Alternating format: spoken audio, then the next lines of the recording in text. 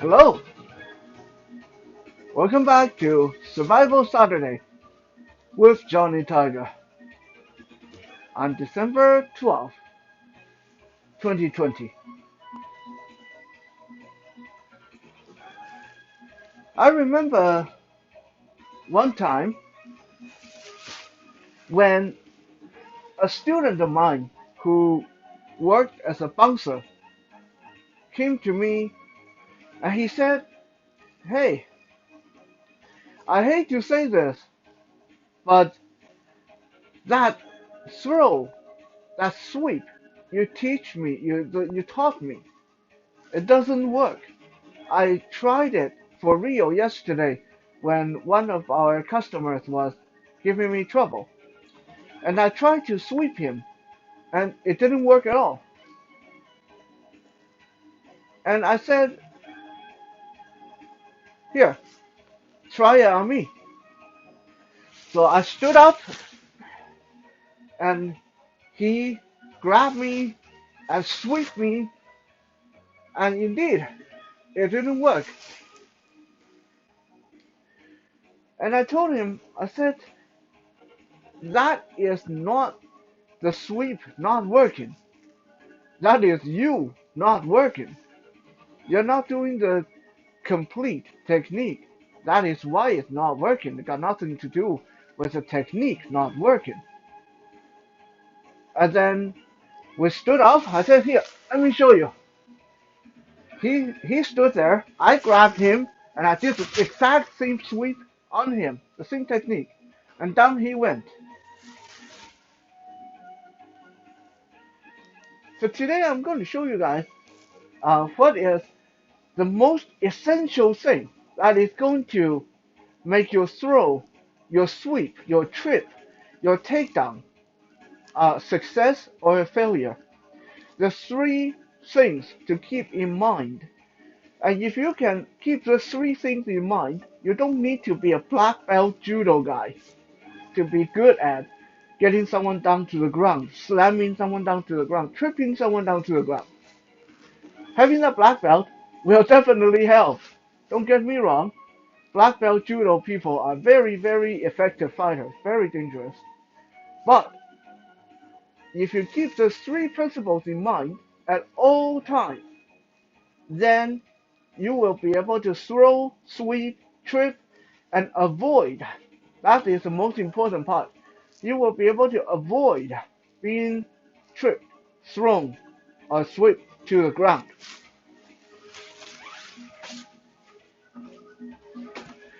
The first thing to keep in mind when executing any kind of a sweep or throw or takedown or shoulder toss movement, first thing, most important thing, is your hip must be lower than their hip. It doesn't matter if you're 6'1" and they're 5'2". Okay? If your hip is at their chest level, or if your hip is at belly button level, or if your hip is at the groin level, if your hip is not below their hip, you're going to have a heck of a hard time throwing, sweeping, taking that person down. Because your center of gravity is higher than their center of gravity. Okay, let me show you guys very quickly on this chair we have here. The chair is not a person, but it will give you a very good approximation of what I'm talking about. If I stand nice and tall and I bounce this chair, what happens? This chair doesn't fall over. This chair just wobbles. It goes on its two legs, and then when I stop bumping it, it comes back down. It doesn't even move out of its position. Okay, I bump it. It just rock. It doesn't go out of it where it's standing, right?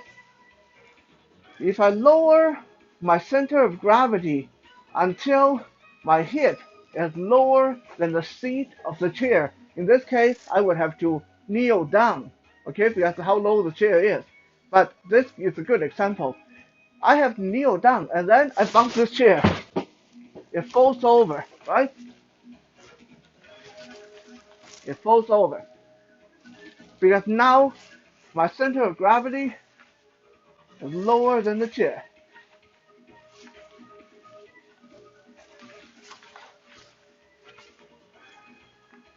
So when you're working with a real person, it's the same thing.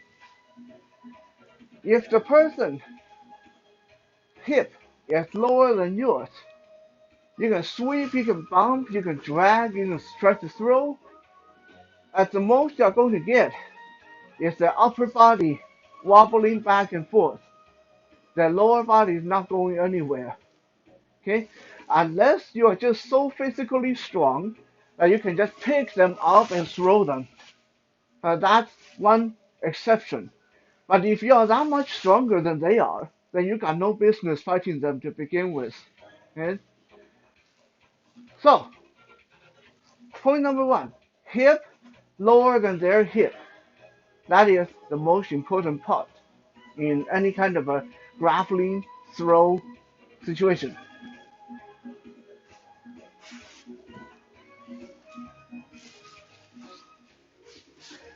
Point number two, your foot or feet, preferably feet, but as long as you get one foot, that's fine. Your foot need to be where their feet are.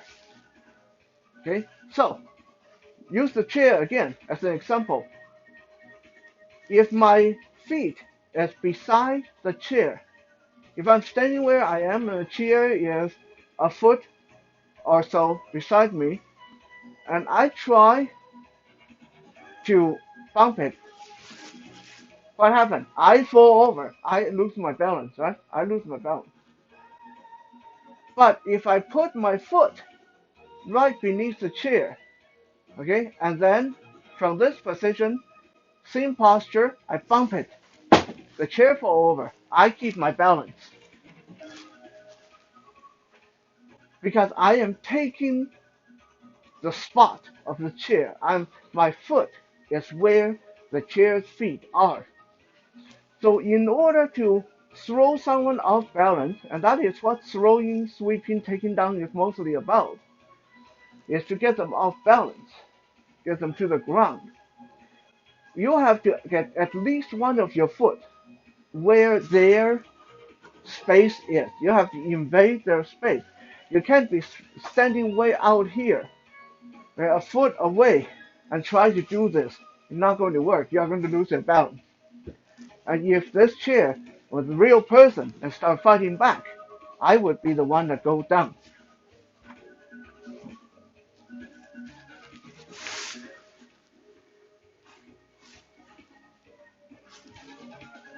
Number three,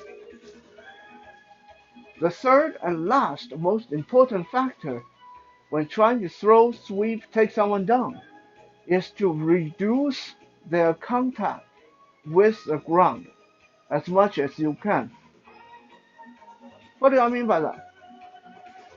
If this chair is sitting there nice and firm, like on all four legs, and I come around and try to sweep it with my leg, what happens? All it does is move out of the way.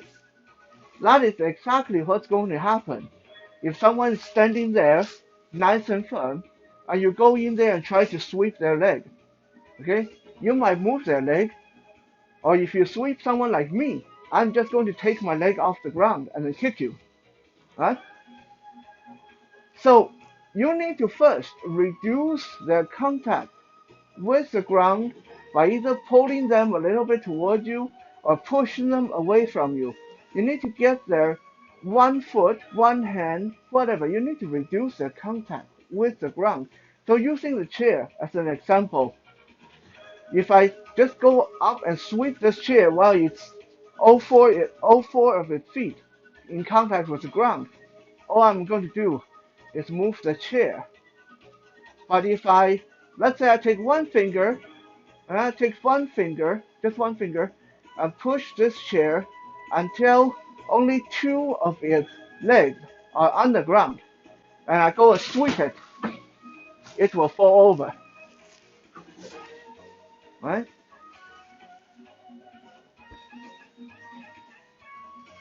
Reduce its contact to the ground. Quick recap. First, your hip must be lower than your opponent's hip. Second, your foot needs to be in their space. And third, you need to reduce their contact with the ground. This is why a lot of throws, especially the lifting type of throw, we are not actually picking the person up. Okay? It looks like we are, but a lot of time that's a lot of work, especially when um, we may be fighting someone weigh as much as we are. Uh, Someone who's 200 pounds, 300 pounds, even if someone just 150 pounds, I don't want to be constantly picking that guy off the ground, right? So rather than actually lifting the guy overhead, what I'm doing is while I'm lifting his body a little bit, all I need to do is lift him a little bit to reduce his contact with the ground. When I'm lifting, my body is going down. I'm going down to a crouch. So as I lift him, I'm getting myself under him. I'm not lifting over my shoulder. I'm lifting a little bit while ducking my shoulder under him and then throwing him. That's how this can work without expending an overt amount of energy, especially in any kind of self-defense situation. You don't want to be wasting energy. So now keep that in mind. Going back to my student. So he said, you did exactly the same thing I did. How come it worked when you do it? How come it doesn't work when I do it? When I did it at the bar to someone I needed to bounce out of the bar. How come it didn't work? I said, I'll show you why it didn't work when you did it. You didn't use your hip. You didn't do anything I taught you. You did the sweep. You went in and you swept the person. And let me guess, when you did that, the person just staggered a little bit and didn't go down and probably turned around and tried to punch you. He said, yeah, that's what happened. I said, yeah, because you did not keep the three rules in mind. You didn't use your hip. You didn't get your hip lower than theirs. You didn't get your foot in the spot before you try to sweep their leg, and you did not reduce the contact to the ground. Because probably because my student was a big guy. And probably because you think yourself is so big, and they are shorter than you are, that you could just go in there and move your leg, and they will go down. It doesn't work that way. Right?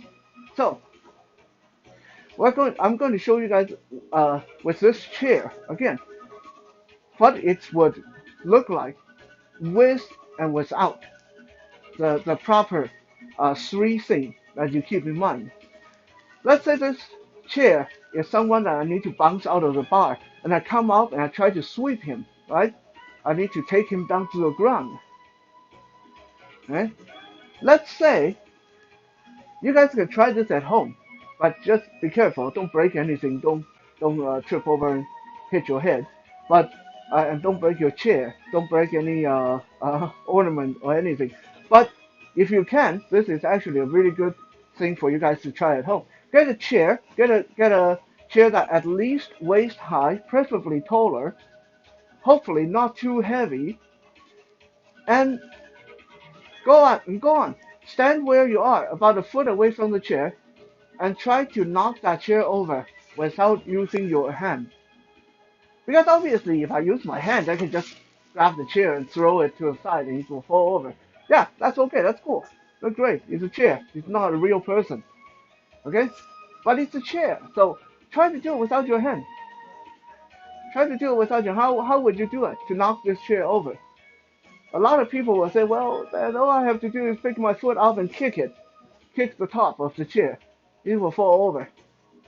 And that is really true. What if I say, without using your hand, stand a foot away from the chair and no kicking? How are you going to get this chair to fall over? Okay? If you just take your leg and sweep this chair, it's not that easy. Okay? I had to do it twice for the chair to fall over. Okay? Most likely, if you just use your leg and sweep and sweep and sweep, okay, and sweep like that, right? Most likely, like what happened to my student, the bouncer, with the person he was trying to throw out of the bar. Most likely, you're just going to be moving that person a little bit. And this is a chair. It's all stiff. It doesn't move out of the way. A real person, you do this too, you sweep it with your leg, they're going to just stagger or step out of your way. Okay? Now, same experiment. This time, keep everything I taught you in mind. Still, we're not kicking it. We're not using our hand. But this time, I'm crouching down. I'm moving in. I put my foot under the chair where its space is, and then I reduce its contact to the floor by nudging it with my hip, and then I sweep. Over it goes. How easy that was, right? Super easy. Without using my hand, right? And I don't lose my balance. Okay? Very simple. No matter if you want to sweep backward, forward, if you want to just body check the chair, as long as you remember the three principles, keep your hip low, keep your foot in their spot, and reduce their contact with the ground, then it becomes super easy to throw someone, sweep someone, take someone down, even when that person is shorter, smaller. I know it sounds really weird when I say someone shorter, smaller, because a lot of people think, well, isn't a bigger person more of a challenge? Yes and no. Bigger person, you need more energy. But bigger person, especially taller people, are very easy to take down because their hip is high to begin with. The hip is high off the ground to begin with. Someone who is short and heavy, close to the ground, those are hardest people to take down and to throw, to pick up, to sweep, do any of that with. Okay? So, when you get into a situation, if the person in front of you is bigger and taller, don't worry. They're actually making the whole sweeping, takedown, throwing game a lot easier for you. Just remember, keep it in your mind, lower your hip, put your foot where their space is, and reduce their contact with the ground. And they will go down like a sack of doorknobs. Thank you for checking out today's Survival Saturday. We'll be back again tomorrow for Soul Search Sunday. For now, have a good night.